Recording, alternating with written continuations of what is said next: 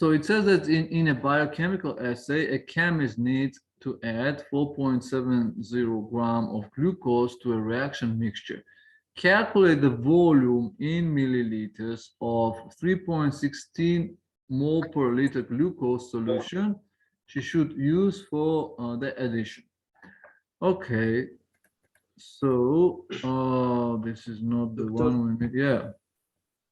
Doctor, I found I have the mass and divide it to molar mass. It's equal 0.022 Okay, mole. so first of all, can you tell me what is the molar mass of glucose? What is the formula for glucose? Of glucose. Yeah. Molar mass at 118. Right. But tell, wait a second. What is the formula? What is the formula for glucose? How did you find the molar mass of glucose? Because glucose, I search about it. Yes, but it shows the formula, right? So when you search it, it shows the formula. Can you tell the formula? Yes, it's six carbon, Yeah. 12 hydrogen, and six oxygen. So this is the formula for glucose. This is glucose. Okay. Yeah. Right. Now you need to find the molar mass of glucose, which is 180 gram per mole, right? Yeah. 0.1. Okay. 55 gram per mole. Okay, so let's have it 180 gram per mole. What else do we know about this situation? So we know that we have a solution of glucose, which is 3.16 molar concentration, which means that we have 3.16 moles in 1 liter, right? 1 liter. So this is what we know. So that's the solution we have.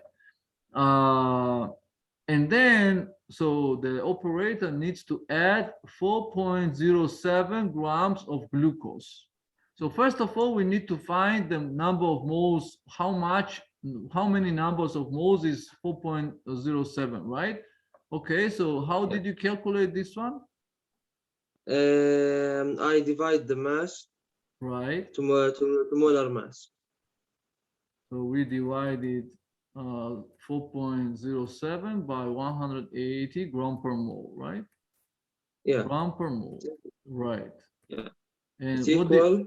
Yeah. 0.022. 0.0 then 22 moles. 22 moles of glucose, right? This is glucose. Yes.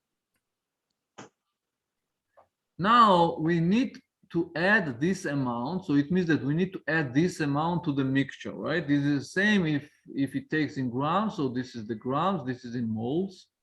So we need to add this amount. So how should we add this amount in order to, to understand that this amount was added to the mixture? What we should do now? I think of law of molarity. Well, we don't. Well, yeah, you can think like that way too. But if I have molarity. Yeah. Yes.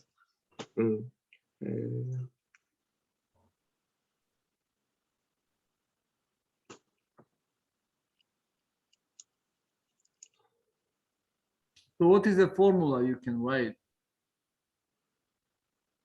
Maybe flow of density. So molarity is M, big M, N over V. So this is molarity, this is number of moles, this is volume. What do we need to find actually? We have the molarity, number of moles, and volume we needed, molarity. Okay, so what do we need to find? So what do we need to find? The molarity.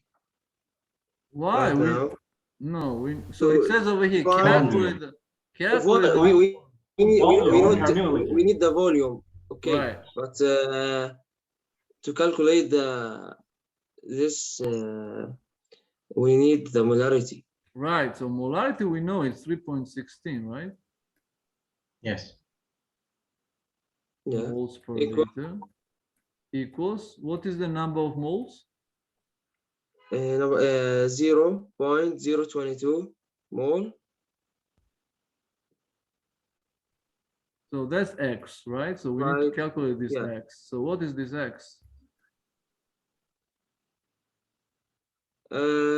Okay, let me a second.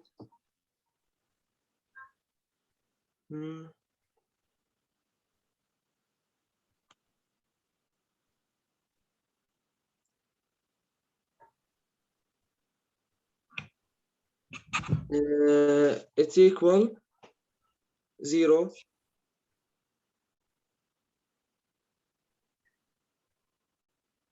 10? Point 00 6 9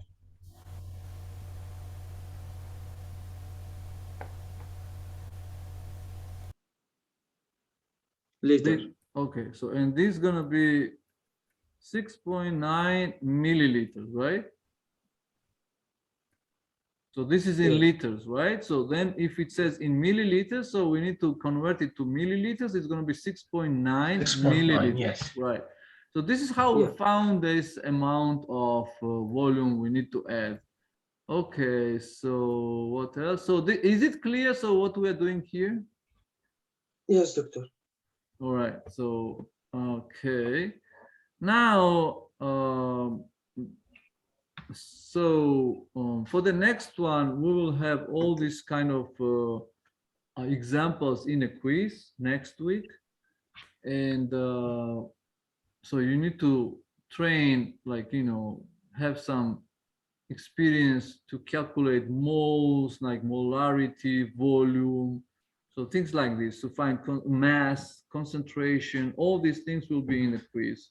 The previous quiz was about moles, Avogadro's number, mass, but now there is a concentration coming in, right? Moles per liter.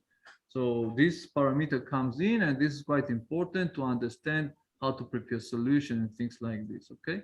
So you will have a quiz based on what we discussed here, limiting reagent and stuff like this, okay? Yeah, okay. Yes, In okay, the but next week we have quiz. Say it again? we need. In the next week we have a quiz or what? ده راح ابعتلنا على الايميل. So next week, we will have a quiz next week on Moodle. As you had last time, the same thing you will have next week.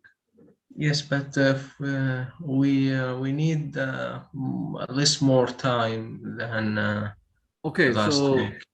okay, Because we so have another quiz. And, okay, so wait a more second. presentation. I understand, but you will all the time you will have some presentation, quizzes, and so on. So time. Yes, will be, I know, but I want. Okay, so please listen to me. There will be never enough time, not only in this class but in life. So there is never enough time. So you should always distribute your time wisely. This is one of the parts of the training when you are at the university. You need to wisely distribute your time, not to have a conflict with other assignments. So we started this topic 1 week before, right? And so and then so this is the second week we continued, and you have 1 more week to prepare for that. So this is only basically one topic. It's about concentration, limiting reagent, and not too much. And you need to prepare only for this part. Okay, so I think that 1 week is absolutely enough to realize. I understand you have some other assignments as well, but that's how it goes. So it's not easy, definitely, but this is how you should redistribute your energy, your time, in order to meet all requirements during the course. Okay. yes, I mean, Can you exam. send us all the on time. email the topics? I'll give you the topic, so what you need to focus on. Okay. And Okay. to have understanding what you need to do, because Now you understand everything, right? What we did. Yes. Yeah, so the same kind of similar things you will have on your quiz. So that's the whole story. So what you need to do, you need to rewatch it, for example, this video, or again, try to understand what we did here. So, and then you will be fine. Yes, I mean more exam time. In the exam, we need more Doctor, time. Okay, so okay, listen to me. Last time you had 20 minutes, right? Right. And the result is that like 90% get like 100%, okay? 90% of students got maximum scores, all right? So it tells me that it was okay. So some of you did it like you had 20 minutes, but some of you did it in 10 minutes. How it is possible, tell me. Can you explain somebody how some of them even did like in 4 minutes. Is it possible? It's not possible. I know what is happening there. Listen to me. I'll finish.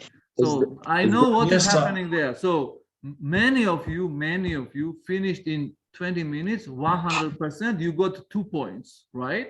So you cannot complain about the time because you did everything there. So I can watch it. So you finished in 16 minutes, in 15 minutes. So you have 5 minutes more. So time was enough last time, absolutely enough. This is what it tells me. If you did everything fairly by yourself, it tells me that it was absolutely enough. So you cannot complain. You guys understand? So the same thing is going to be here. I'll give you some time, which will be absolutely enough to do particular amount of assignment. Okay? Okay. Thank you. All right. Any other questions? You can email me if you don't understand something here, right? So you can email me about that and to try to ask me to explain, you know, and things like this. It's okay anytime. I might not answer the questions which are very common. Say, some people ask me, when do we have a quiz? So I'm telling you, we have a quiz next week. So again, Again, if somebody asks me again in the middle of the week that when do we have a quiz? So I already said that it's next week. So why are you asking me again and again? So I'll tell you, I'll send an email. Also, I put the information on Moodle. So these kind of questions might be not even answered at all.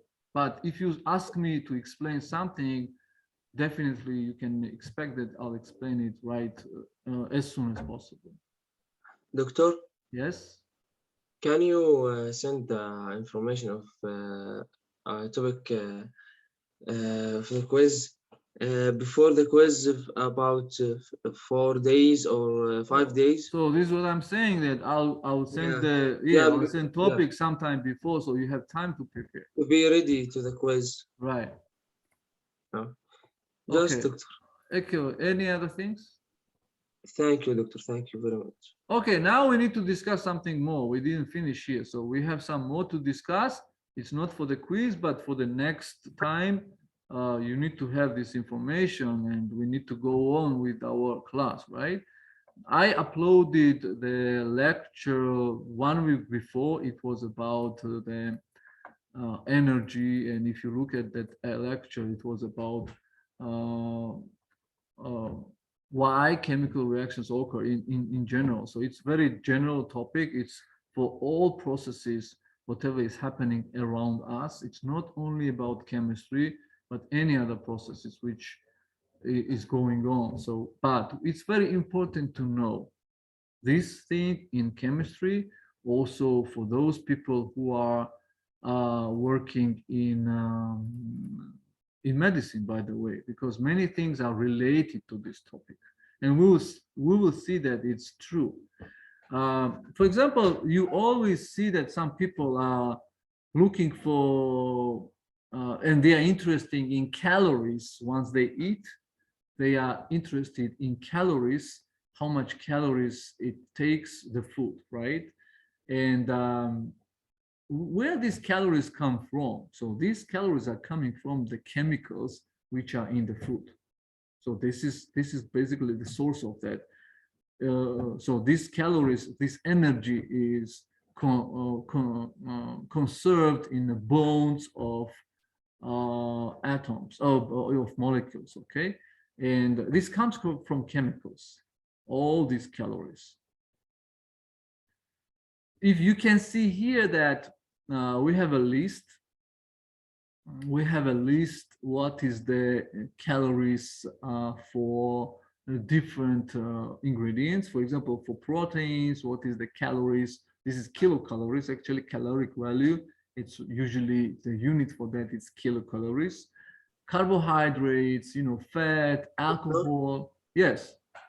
Doctor, we compulsory to save all of this number. No, you don't need to. So for example, cola drink, right? So particular amount of Coca-Cola, it gives you 160 kilocalories. So it's quite calorious. It's quite calorious. If you drink one bottle of Coke, like small bottle, like half a liter of Coke, basically you get a lot of kilocalories there.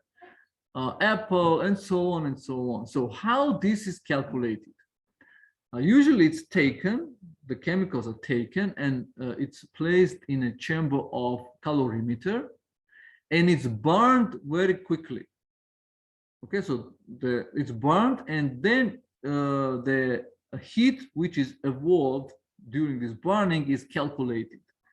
And the heat which is calculated is considered as calories which are coming from this either food, either chemicals, okay?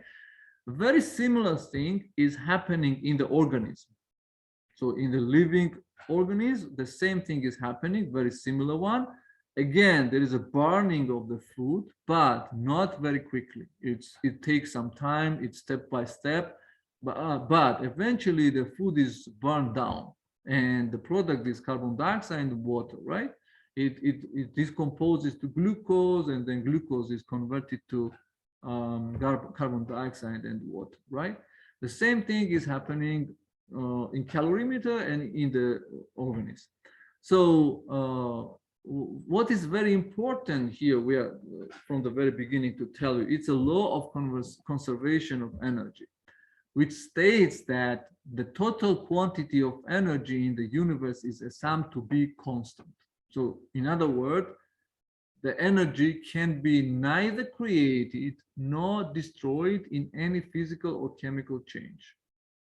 Okay, so you studied about this, just to remind you that this is based on the law of conservation of energy. So what kind of energies we have? For example, can you name any energies we have around? By the way, energy is defined as the capacity to do the work. For example, different people can work in different amount, right? So some people are very hardworking, they can work like whole day. Some people cannot do this and they cannot work for the whole day, right? So, and people say that, okay, the one who works a lot, they say that that person is energetic, right? So he is really energetic, he has a lot of energy. This is why he can work that much. And it's true. So the energy is the ability or capacity to do the work. Okay. So if we think about what kind of energy do you guys know? You studied, right, before. So what kind of energies we know? Electric energy. Exactly. Energy. Yeah, exactly. We know electric energy, right? So for example, chemical energy, also we know chemical energy, we know kinetic energy, potential energy, right? Mechanical energy as well. For example, electric energy is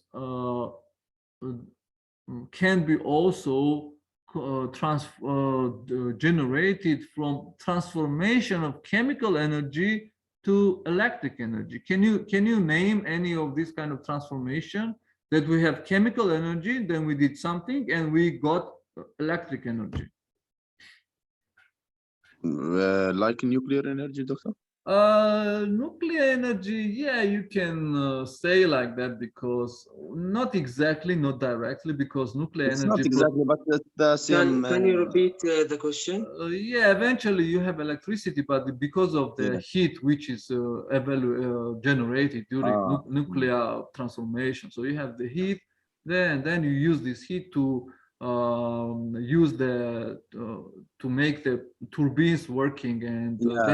then those turbines gives you electricity. But there is some process which come directly from chemical energy, conversion of chemical energy gives you electric energy. I don't know. No, you guys know, because you use it every day, every time.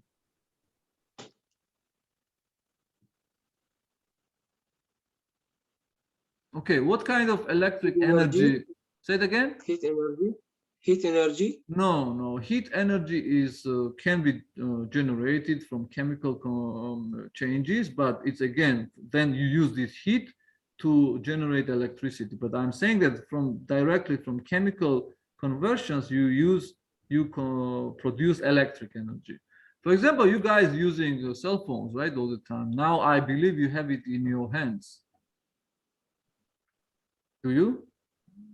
Can you repeat that again? So you use cell phones. Do you use cell phones, or you don't use cell phones? Oh, of course. Yeah, of course you use them, right? So Yeah. How do you think? How do they work? I think by battery. So why do they Friction? work actually? By the battery. Yeah, the battery, so they have batteries, Friction, right? the battery. Yeah, they have batteries. So how when they have batteries, the batteries generates electricity, right? Yeah. Yes, by chemical reaction. Yeah, so you have chemical conversion. Friction. No, friction is a different story. This is just changes something there, but the chemical there is a battery which has chemical Reaction. reaction going on in there, and then you have electricity. Okay, or when you're driving a car, if it has a battery, or if it is electric car even, so if it has battery, so that battery works on chemical transformation. So it can be also opposite. You can use electricity to do some chemistry. That's the also thing happening. Okay, anyway, so there are many different types of energy, and the same thing is happening in our organisms. So many energies can be converted. So we do some chemical transformations in the organism, and we generate the heat. Okay, so that energy which is generated during, for example, burning of glucose, is used for creation of different systems in the organism, and to function. Organism needs to be function, right? So it needs energy. So how to get this energy? We need to have these transformations of chemistry in there. Yeah, so this one shows, for example, transformation of kinetic energy of waterfall to the potential energy of water, right? So we need to distinguish two different things. One is the system. It's very important to understand what is the system. By the way, the heat is the transfer of thermal energy between two bodies that are at different temperatures. Definitely, when we have cold and hot area, so from hot area, the heat goes to the cold area, right? We know this one. But we need to define what is the system. So the system is substances involved in chemical and physical changes. So that's the system. For example, you can compare the system to our class. So we are sitting here in a Zoom, that's the system. If somebody goes out from the Zoom, it means that he went out from the system to surrounding. Okay? But the same thing is about chemistry. So if you have the area where you have chemical reaction going on, that's the system. But during this chemical reaction, if there is a heat generation, this heat can go to surrounding. Okay, everything. So surrounding is considered as the everything whatever is out of the system is considered as a surrounding. Okay. Yeah, so for example, if we take this reaction, the hydrogen, oxygen, and water molecules represent the system. And the rest of the universe is the surrounding. So this energy goes to surrounding. Okay, so this is the system, and the rest is surrounding. So in that particular case, when we are producing water, we are generating energy. Okay, so if we react hydrogen and oxygen, it will be very, very intensive and even explosive reaction. It goes very intensively. Why? Because it releases huge energy. Okay, by the way, this picture here, this burning of this flying airship, it was German airship. One of the reasons was, well, considered as that one. So because reaction of oxygen, hydrogen at big amount gives you huge energy. So this is, if there is a generation of energy which goes to surrounding, that case is called exothermic process. Okay, it says over here, so that's the exothermic process over here, right? So that's the when the energy is generated and it goes out from the system to surrounding. But there are some other reactions which is opposite. So you cannot do anything unless you put energy in the system. Okay. For example, you cannot decompose mercury oxide by mercury and oxygen if you don't heat it up. If you heat it up, you do so. So it means that you provide energy to the system. So, and then a system absorbs that energy, and then after that it can be, say, disassembled. In this particular case. And this is in this process, the energy is heat energy. Yes. Yes, in this case it's heat energy because we are heating it up. But it can be, for example, different type of energies. For example, radiation. Yeah. Right, light, for example. Light is also the source of energy, or electricity. It can be electricity, and some different type of energies. Okay, so this kind of process is called endothermic process, when you provide energy to change something in the system.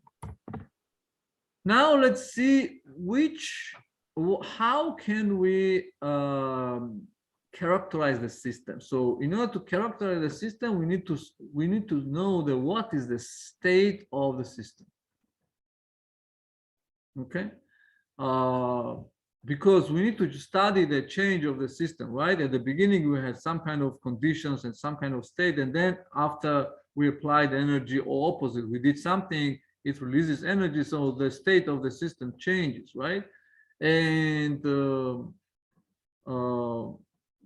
by those parameters which can affect on the system and the change of the system, we can distinguish state functions and non-state functions. For example, if we consider energy, pressure, volume, and temperature, they are called to be state functions. So I'll explain why they're called state functions. Because, for example, at the beginning of the procedure, so we have the case 1 of the system. This is case 1, okay? And something happened with this system and we get case 2. 1 second, please.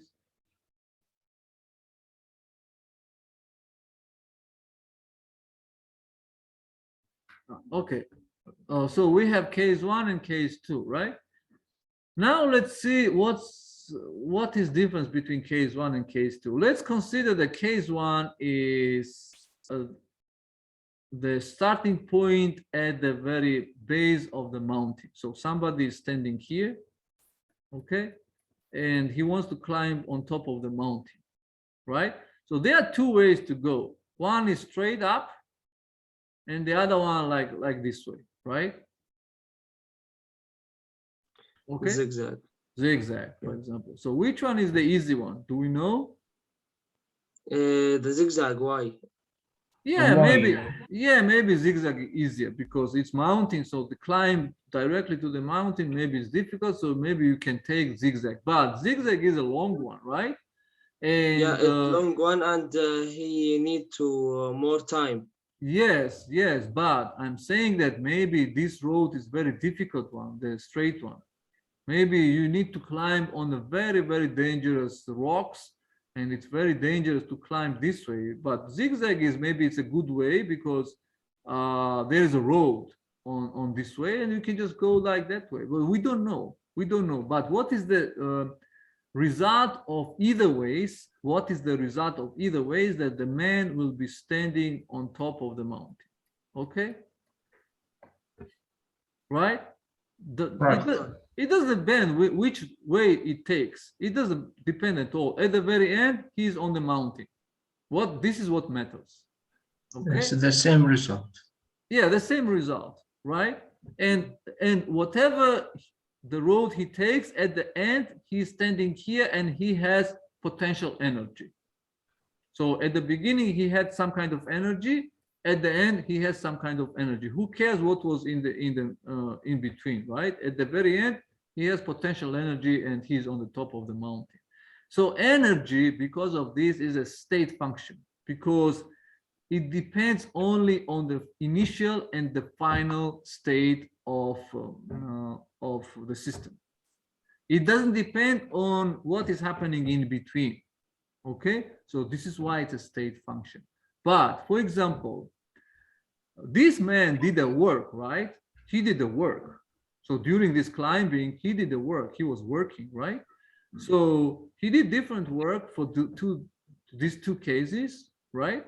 And then I have a question. Does he do any work at the very end? What, doctor? So is he doing any work at the top of the mountain? No. No, right? So he's not doing any work. Rest. He's just standing in there. So he's not doing anything. He did work in between of these two states, right? Yes, between Yeah. base and the top. Right, exactly. And then it's just gone. After he climbed the mountain, there is no work at all, right? So because of this, the work is not state function. So there's difference. This is the stability energy. state. Yeah, energy is a state function, but the work is not a state function. Okay. Okay. So basically what we did here is that we defined a state function which depends on the initial and the final state of the system. So let's just look what is the first law of thermodynamics. Basically, we need to go through laws of thermodynamics and find out what are 3 laws of thermodynamics. Basically, the first one is based on the conservation of energies, which we already stated at the very beginning.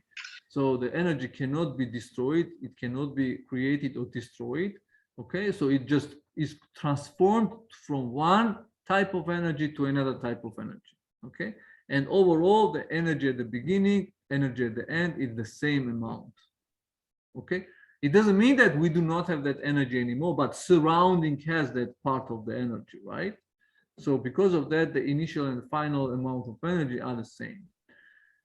For example, in this reaction, you can say that the energy of this plus energy of this might not be equal of energy of this, but if there is an energy also, like it's opposite, it should be on a different side. Sorry. To produce this reaction, you need to put energy from this side. Okay. So overall, the amounts of energy of these two sides is going to be equal. So we have delta U, which is the energy of final state minus energy of initial state. There might be some difference, but again, I'm saying that we should not forget about this energy, which eventually basically makes it equal. Okay, so this is maybe heat, so which is gone during the reaction, opposite. I'll skip this one, work and heat, so you can read it by yourself. I'll just skip this one because work and heat is related, also work and the volume is related. In this particular case, we have pressure and volume. So if we are talking about this piston, which can be pushed down by pressure, so we will change the volume of water. So we can say that the work we did is the pressure and change of the volume. The same thing is doing this alveoli, by the way. So they are constructed, and during the breathing, this is what they are doing. Okay. Yeah, so this is what I want to explain, and then let's just stop here. And then we'll continue next time. I want to explain about enthalpy. So enthalpy of chemical reactions. This is very important. And to say it shortly, the thermodynamic function of system called enthalpy is this one, which is related to the pressure, volume, and also basically this is energy as well. Enthalpy has the same unit as energy, but I just want to explain what is enthalpy. Imagine that you have a system, right? And this system did something. Say this system was hot at the very beginning, but after transformation in there of some, I don't know, chemicals or some maybe some other action, the system lost the heat. Okay. So before that, at the very beginning, it was hot and it had some kind of enthalpy, okay? Because it has some kind of energy because it was like heated up and it had some kind of energy, okay? I have less than 1 minute, but please come back if I don't have enough time. I will just explain enthalpy, then we'll finish. But if it loses this heat, then enthalpy of the system will decrease, right? So the final state of the system will have less enthalpy than initial state of the system. So because of that, if heat is out and heat energy is out, then the enthalpy change of the system is going to be less than 0. But if heat energy is into the system, if we provide the heat into the system, then the enthalpy of the system is going to be more than 0. Okay. So enthalpy is a measure of the amount of energy associated with substances involved in reaction. Basically, it shows